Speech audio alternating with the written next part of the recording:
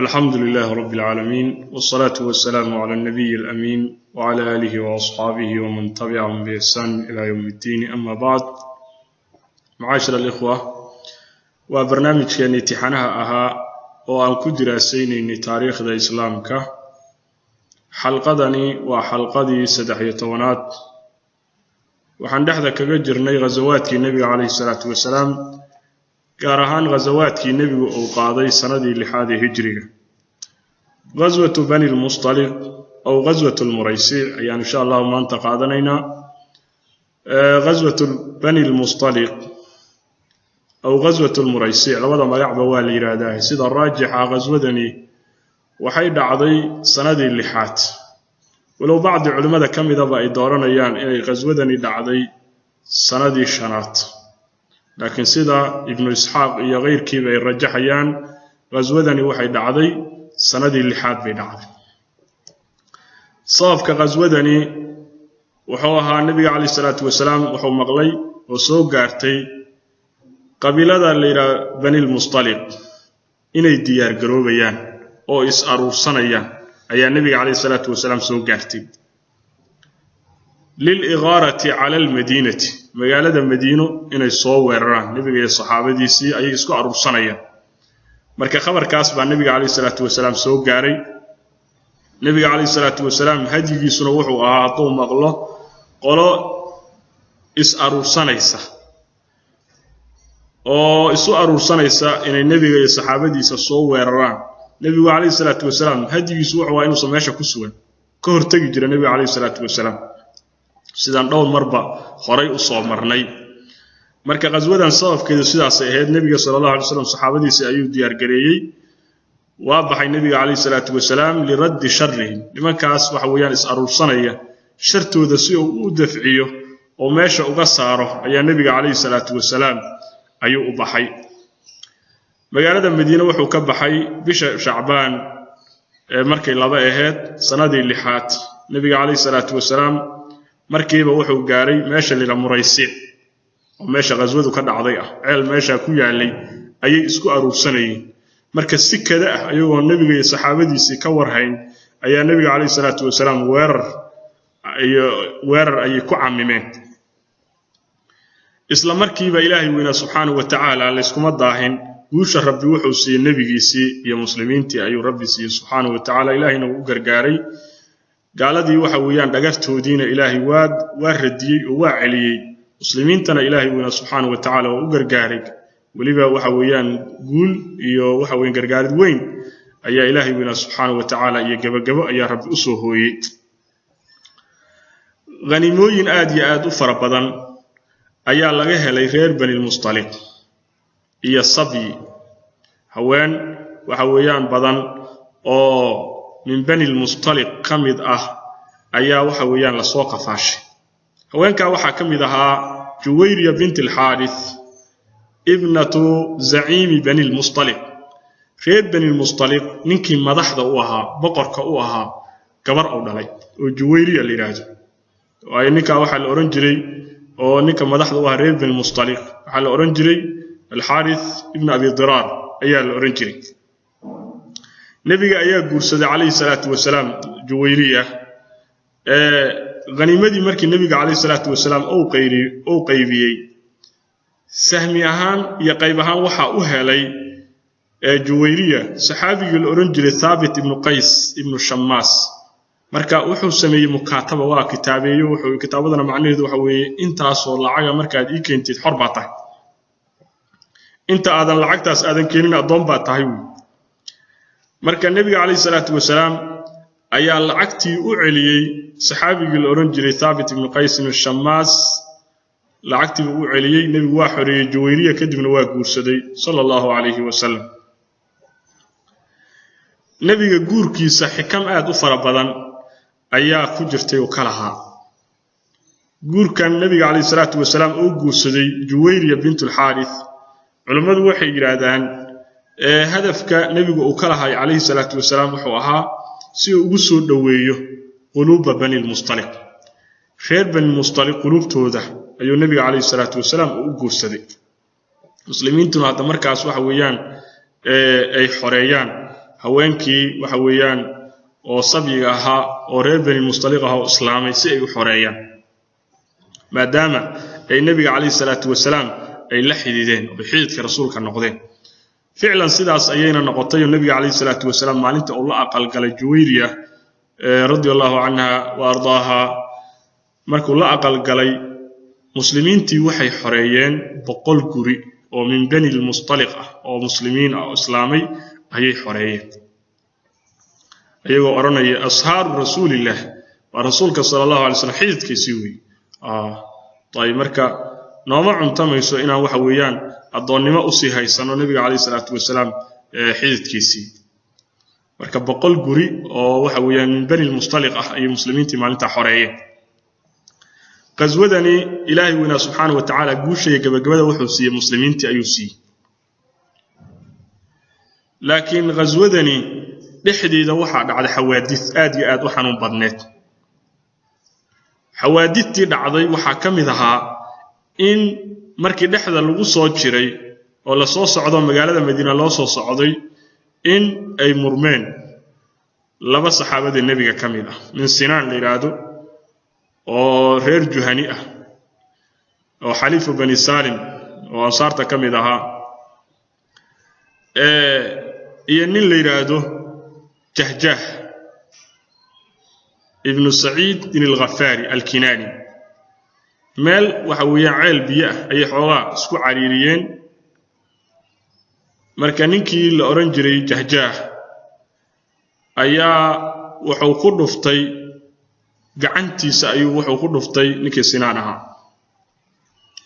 marka Sinaan waa qayliyay yaa lil ansar ayuu yiri kii kalena waxa weeyaan isna waa qayliyay yaa lil muhaajiriin ayuu yiri markaas la isku soo baxay wala isku qayshaday nabiga kaleey salaatu wasalaam oo jooga arintii waxa weeyaan qofka la isku soo qaatay waxa dhex galay oo dajiyay niman muhaajiriin iyo ansaar kamid ah oo waxa weey wanaag badnaa ayaa joojiyay oo dhexaadiyay ilaa ninkii Sinaan ahaa xaqiisa uu ka tagay iskana cafiyeen heshiiyeen labadoodii Abdullah ibn Ubay ibn Salul ayaa arintaas marka soo gaartay arintaas markaas ma sidaas bay sameeyeen maanta buu yiri ilaahay baan ku dhaartay annaga iyo nimankaas mathal waxa uu noo ah waxaan nahay illa kama qaal al-awwal sida ninkii hore uu yiri sammin kalbaka yaakulka eygaada cayili aku cune bal fiiri mathal ka xun buu leeyahay eygaada cayili nimankan wuxuu yiri guriyeeni ayaan ku soo dhaweynay waxa weeye hantideeni baan siinay waan soo dhaweynay maantana sidaas bayna yeeleen macnaha sammin kalbaka yaakulka wi eygaada cayili aku cune tayib markaasuu ku yiri wallahi la rajacna ila al-madinati la yukhrijanna al-a'azz minha al-adab ilaahi baan ku dhaartay haddaan magaalada Madiina u noqono ruuxa ciizada badani wuxuu ka saarayaa magaalada Madiina ka duliga badan ayuu yiri ruuxa ciizada badan oo casiiskaana asaga isu jeeda midka daliilkana nabigu u jeedaa sallallahu alayhi wasallam markaas wuxuu soo qaabilay dadkii waxa weeyaan meeshiisa joogay markuu hadalka dhahay dadkii waxa weeyaan xaadirka ahaa oo qoomkiisa kamid ah markaas wuxuu ku yiri hada ma fa'altum bi anfusikum arintan adika naftiin isku sameey waayo ninkan iyo waxa weeyaan nimankan oo wato hadii hantida aad ku bixinaysaan jooji lahaydeen oo aadna waxba siin lahayn waxa weeyaan arintan ma wadeena way iska noqon lahaayeen oo meel kale bay u guuri lahaayeen marka arintan adika isku sameeyay ilaahi wina subhanahu wa ta'ala arinta wuxuu ka soo dejiyay suuratul munaafiqiin oo hadalkaas markii uu dhahay waxa maqlayay saxaabiga Zayd ibn Arqam markaasuu nabiga gaarsiiyay sallallahu alayhi wasallam markuu arintii maqlay nabiga la gaarsiiyo soo orda oo u yimid nabiga oo dhaaranay oo ka dhaaranay inuu arinta asagu sameyn nabigu waa iska aamusay sallallahu alayhi wasallam ilaahi baa soo dejiyay suuratul munaafiqiin إذا جاءك المنافقون قالوا نشهد إنك لرسول الله والله يعلم إنك لرسوله والله يشهد إن المنافقين لكاذبون سورة داسا إلهي سودجي سبحانه وتعالى هم الذين يقولون لا تنفقوا على من عند رسول الله حتى ينفضوا ولله خزائن السماوات والأرض ولكن المنافقين لا يفقهون هذا الذي يقولون ينبع رب الناس وقولي وقوة دحية لا تنفقوا على من عند رسول الله رسولك أكتي سددك خصوصا وحسيننا وهنتدينا كريبتا سيئوك لتغان مركز الرب وحول ولله خزائن السماوات والأرض ولكن المنافقين لا يفقهون خزائن السماوات هي أرض الرب أصيع إسكاله لكن منافقين وحويان وحبا مفهميان وما قرنا أساس الرب سبحانه وتعالى طيب مركا كوان هذا قال هذا زمن كان جوحي السمايا وحلينا تجفيف منابع الأصولية علينا ما لها ضدك أصل راعة وحويان دينتو ذا كل دجن ما لها وحويان laga qoodiyo oo laga fangareeyo meelahaasi way aad bay u raadiyaan si loo tirtiro Abdullah ibn Ubay ibn Salul balfiiri muslimiintaas waxa weeyaan muhaajiriintaas ansaartii wax siinaysay oo soo dhaweysay wantidoodii iyo waxa u qaybiyay oo la qaybsaday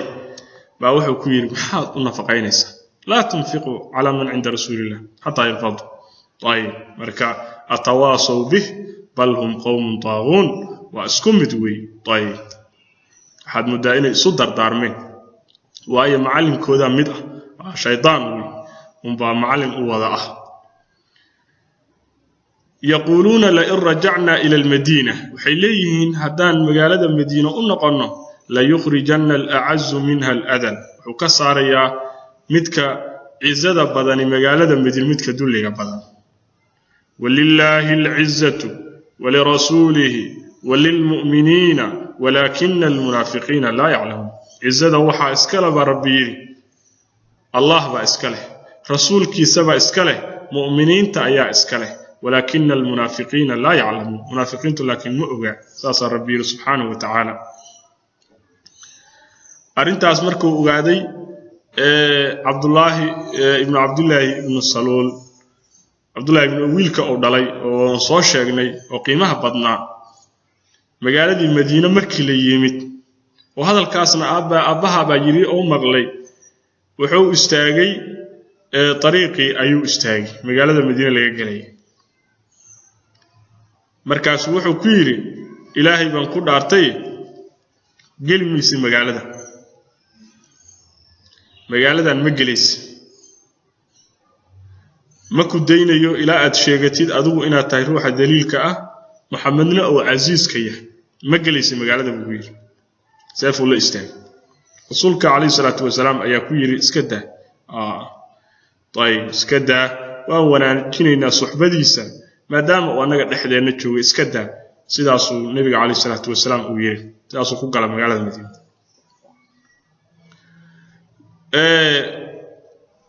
غزوة بني المصطلق حوادثتي بعضي وحاكم ذا الحديث قصة اللي قصة الإفك إن لغو بين أبورتي عائشة رضي الله عنها إن لغو بين أبورتي والنبي عليه الصلاة والسلام حاسس كيس كم ذا هاد واللي بكو وجه على كم ذا قصة الإفك وحيكون وانتهي أيضا دير في صحيح البخاري عائشة لفتر كده ورنيس وواحد عائشة رضي الله عنها رسولك عليه الصلاة والسلام وحوها هدي جيسة haddii uu doono safar haweenkiisa ayuu u qori tuuri jiray midii marka qorigeedu uu soo baxo nabiga kaleey salaatu wasalaam ayay la bixi jirtay oo duulaanka kala qayb qaadan jirtay nabiga kaleey salaatu wasalaam ayaa noo qori tuuray bay tir Aisha min ghazwatin ghazaha duulaan nabigu uu duulay ayaa nabiga kaleey salaatu wasalaam uu noo qori tuuray markaas waxa soo baxay sahmigeygii baa soo baxay qorigeygii baa soo baxay markaas nabiga la baxay kaleey salaatu wasalaam وذلك بعدما أنزل الحجاب أصلا وحي أهد مركي حجاب كلا سود جي ككهار وحي تروا اللي حنباري جري هودج أيا اللي يبقى قاعد يجري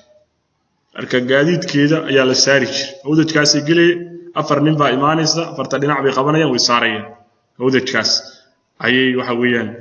أيا اللي حنباري جري رسولك عليه الصلاة والسلام غزودي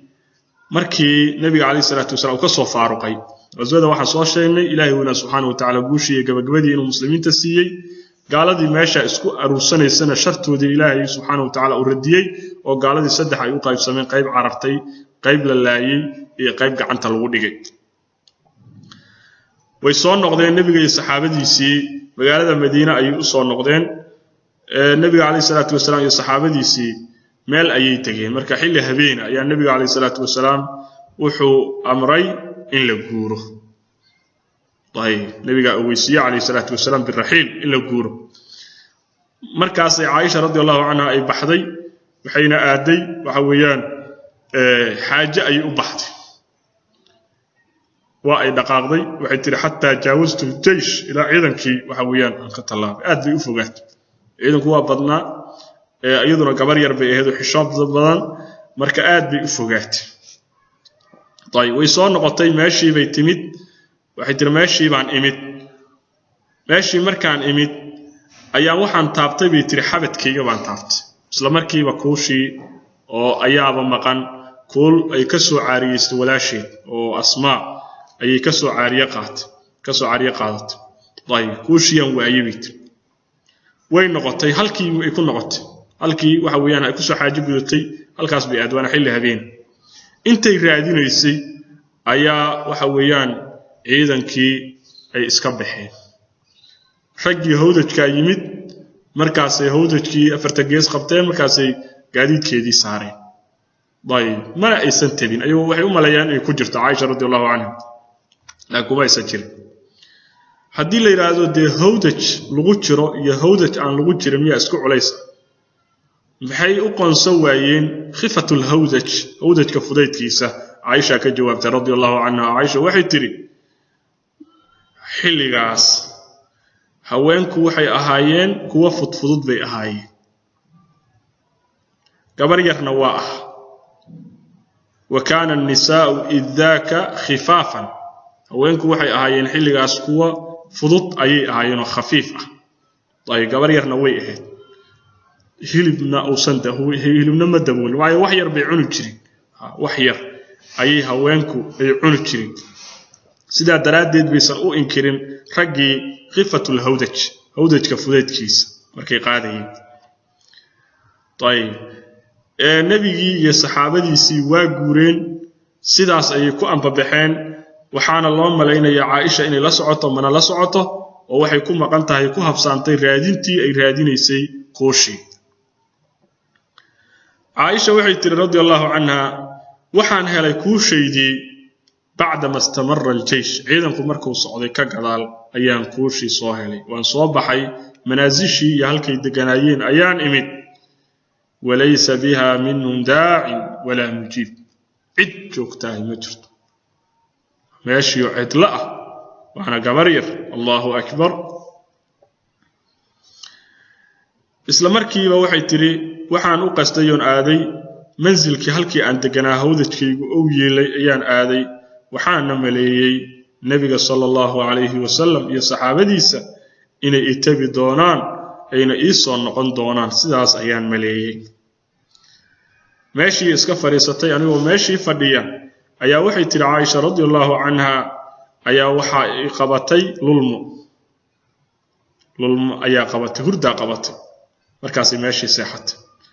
saxaabigii la oran jiray Safwan ibn al-Mu'attal as-Sulami thumma al-Dhakwani radhiyallahu anhu wa ardaah saxaabigaasi wuxuu ku bariyay asaga habeenkaas min wara'il jaysh ciidanka gadaashiisa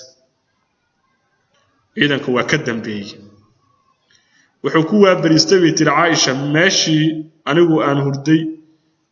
ayuu ku waabariistay waa uu arkay tir wuxuu arkay sawaada insaan naa'im insaan madowgiis hurdaaya ayuu arkay markaas uu gartay markuu arkay وكان رآني قبل الحجاب حجابك كهر أيو أركي جربيت إلهي بان كدارتي كلمة إما أوصل به كلمة حتى كلمتنا كما أنا المقال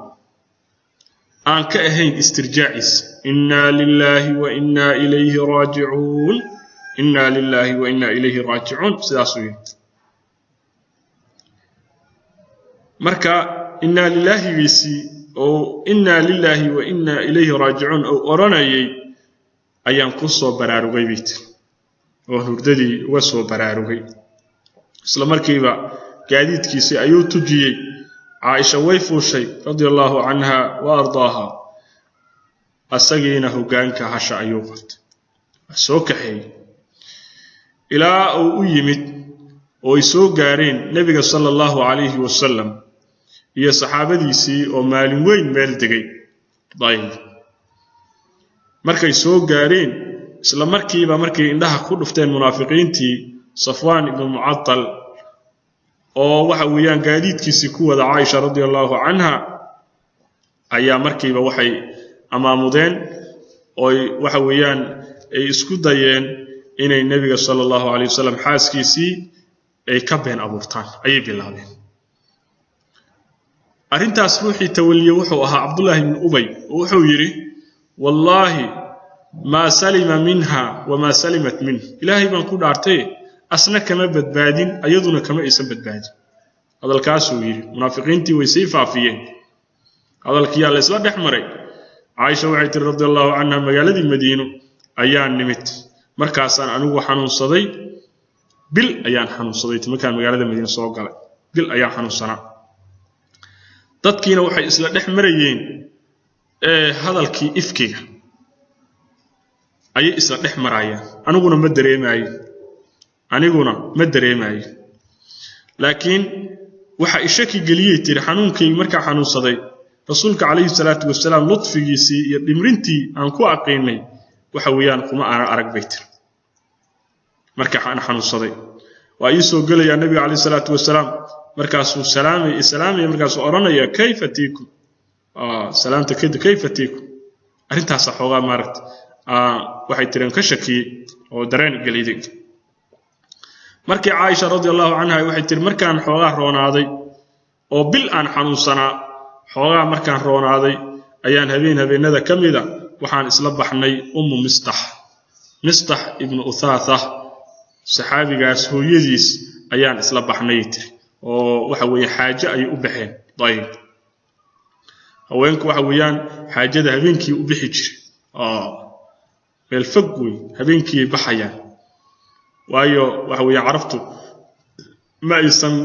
jeclayn guryaha waxa weeyaan in suuliyada lagu dhajiyo ma aysan jeclayn dayib marka xaajada waxay u bixi jireen habeenkii bay bixi jireen marka Aisha iyo Mistah way israaceen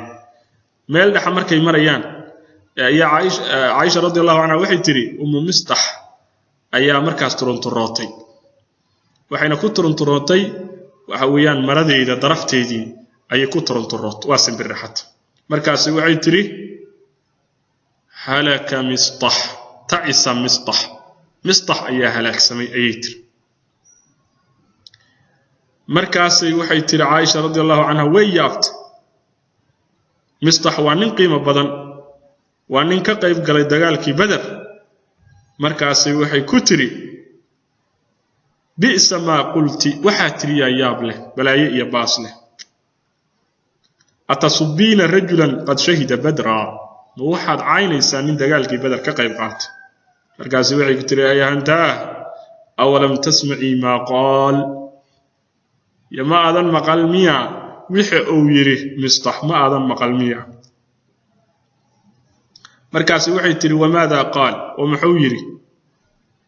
markaas waxay u sheegtay biqawli ahli al-ifk ay u sheegtay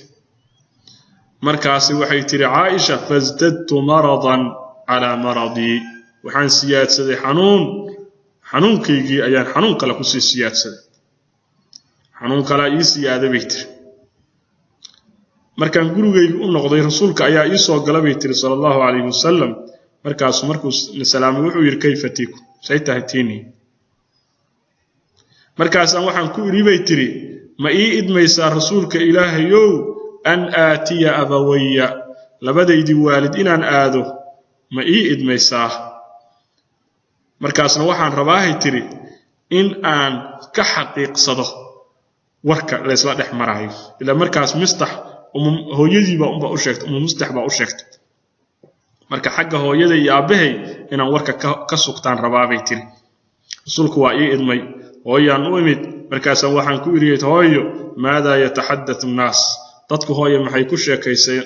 ku sheekaysanayaan markaasaa waxay tiriyay hooyo yaa bunayya hawwin calayk fawallahi laqallama kanat imra'a qatt wadi'a 'inda rajulin yuhibbuha laha dara'ir illa katharna 'alayha naftaada u dhimri dushaada u dhimri gabar yahay ilaahay baan ku dhaartay waxa yar haweenay oo qurxoon oo ifaysa oo nin uu qabo ninkaasuna uu jecel yahay haweenaydaas oo leh daraa'ir haween lala qabo haween kala lala qabo ninku haween kala la qabo illa katharna 'alayha dusheeda war badiyaan marka hawini 'alayk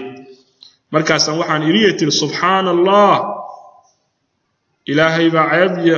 xumaan ka hufane oo dadku miyay sidaa ku sheekaysteen aw laqad tahaddatha an-nas bihada ma arrintaas dadkii ku sheekaysteen markaas waxay tiri Aisha radhiyallahu anha habeenkaas ayaan ooynayay ilaa aan ka waabariistay ilintii kama aysan go'in habeenkaas oo dhan ay ooyis mana seexan bay tiri way waabariisatay iyadoo ooynaysa rasuulka alayhi salatu wasalaam ayaa subaxda wuxuu u yeertay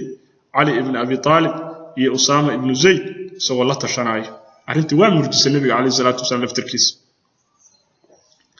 waxyigiina wuu ka daahay nabiga sallallahu alayhi wasallam waxyigii wuu ka daahay asagoo su'aalaya oo la tashanaya labadooda fi firaaqi ahli ehelkiisa inuu faaruq Usama wuxuu u ishaaray rasuulka alayhi salatu wasalaam wixii uu ogaa ayuu u ishaaray oo ah min baraa'ati ahli ehelkiisa inuu berita wixii uu ogaa oo naftiisa uu ku ogaa ayuu nabiga u sheegay wuxuu ku yiri rasuulka ilaahay waa ehelkaadii wala na'lamu illa khayra khayr maahan wax kale kuma naqaan ehelkaada hayso rasuulka ilaahay Ali asaga Ali radiyallahu anhu wuxuu yiri oo rasuulka alayhi salatu wasalaam marka uu la tashaday ya rasuulallah lam yudayyiq Allahu alayk ilaahi adiga cariir kuma gelin wan nisaa siwaha kathir haweenka Aisha lamida oo iyadoo kala aad bay u fara badan yihiin yaana wuxuu u ishaaray nabigu iska furo sallallahu alayhi wasallam Aisha artana jaariyada gabadha jaariyada bariira la yiraahdo su'aal kun bay ku sheegaysaa rasuulka alayhi salatu wasalaam wuxuu u yeeray bariira waxa xoreysay Aisha radhiyallahu anha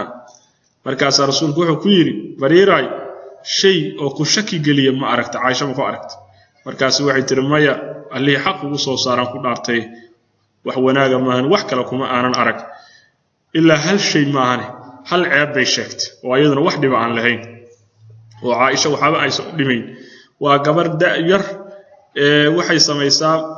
ajiinka ayay ka seexataa ajiinka markay qooshto ayay ka seexataa markaas waxa timaada neefka waxa weeyaan daajinada la yiraahdo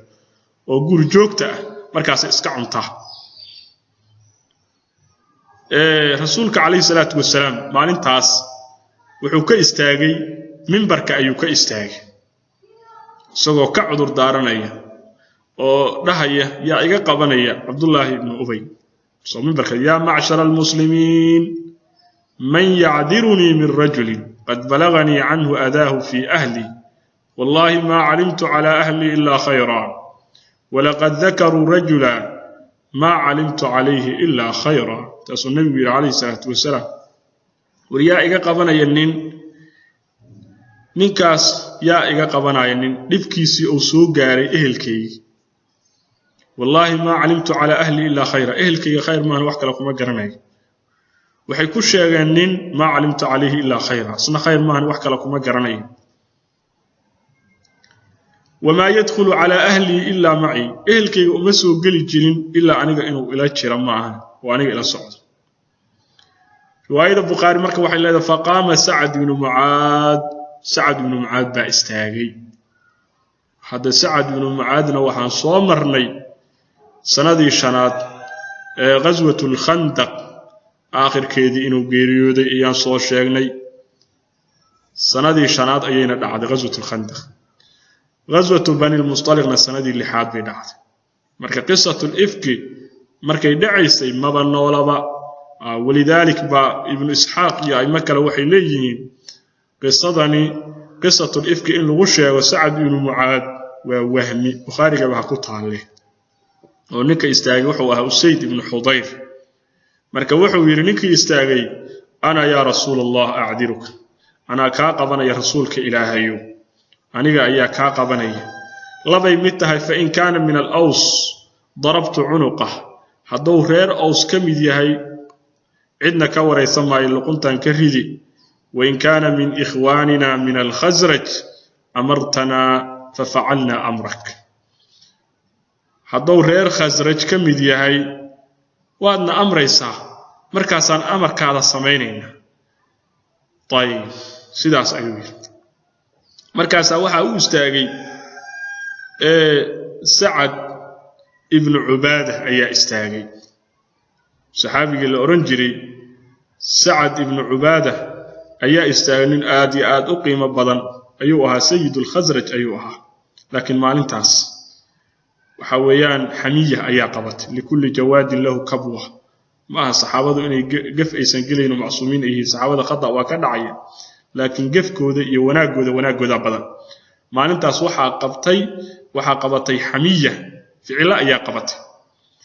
markaasuu istaagay markaasuu wuxuu yiri kadabta la amrullah la taqtulu wala taqdiru ala qatlihi been baad sheegtay ilaahay baan ku dhaartay ma dilaysid mana awoodid inaad dishid walaw kana min rahtika hadduu kooxdaada ka mid ahayn hadduu kooxdaada ka mid ahaan lahaana ma jeclaateen inaad dishid sidan waxaad u leedahay inuusan kooxdaada ka mid ahayn baad ogtay usayd ibn xudayr baa istaagay markaasuu wuxuu ku yidhi kadabta lacamrullah lanaqtulanna been baad sheegtay waan dilaynaa ilaahay baan ku dhaartay fa innaka munaafiqun tujaadilu can almunaafiqiin adigu waxaad taa munaafiqiin taad u doodaysaa sidaas ayuu yidhi usayd ibn xudayr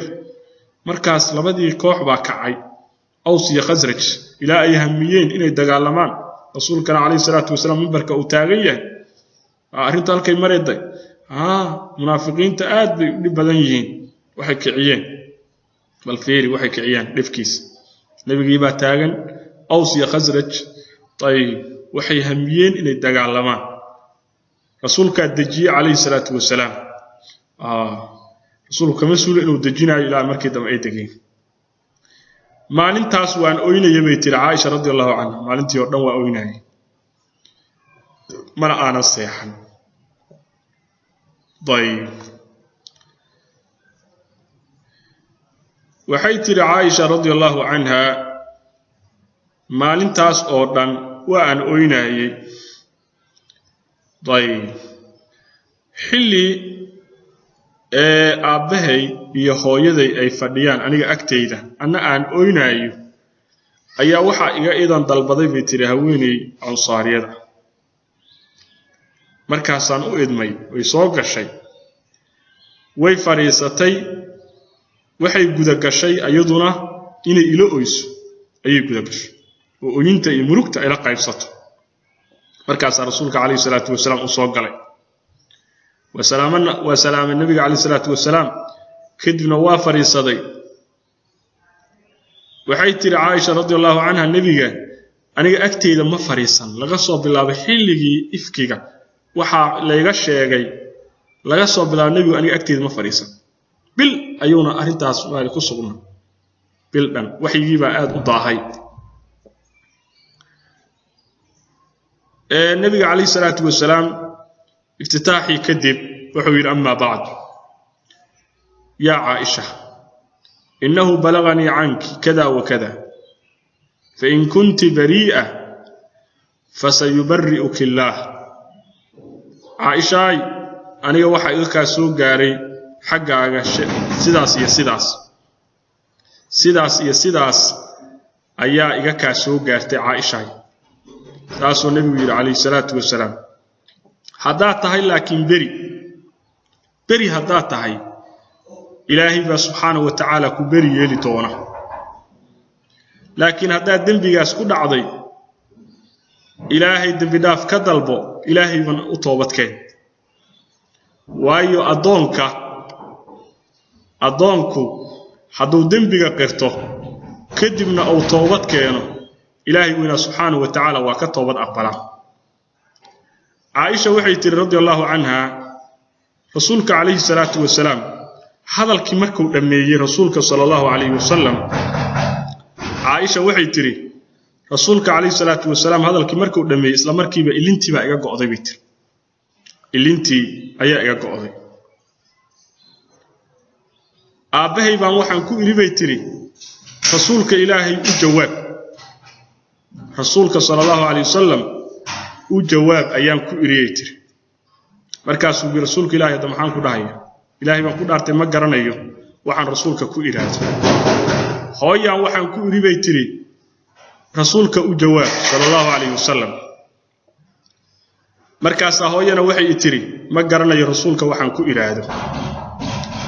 aniguna waxa ahaa gabar aad iyo aad u da'yar quraankana in badan kama aqaano dusha kama hayo markaas waxaan iribay tiri waxay isku dayday rasuulka sallallahu alayhi wasallam inuu u jawaabto aniga ilaahay baan ku dhaartay waxaan ogaaday inaad hadalkaas maqasheen hadalka la sheegayo inaad maqasheen kadibna aad rumaysateen ayaan ogaaday hadalkaas inaad rumaysateen ayaan ogaaday ilaa naftiina oo ku sugnaaday oo aad rumaysateen haddaan idin sheego oo aan idin iraado maanta beri baan ahay waana sida ilaahay og yahay ilaahay wuxuu og yahay inaan beri ahay ma rumaysanaysaan laakiin waad rumaysanaysaan haddaan idin sheego wax ilaahay weyna subhanahu wa ta'ala oo og yahay inaan beri ka ahay marka aniga iyo adinka مثل ما إذن هلايو إلا هذا الكي أو يرمى عن أبو يوسف فصبر جميل والله المستعان على ما تصفون أرنكي هو صبر برهان والله المستعان على ما تصفون طيب المدى مركا درسك دنبان إن شاء الله قدما يستري دونا انتاسيكو اكتهي الله سبحانه وتعالى أعلم صلى الله وسلم وبارك على نبينا محمد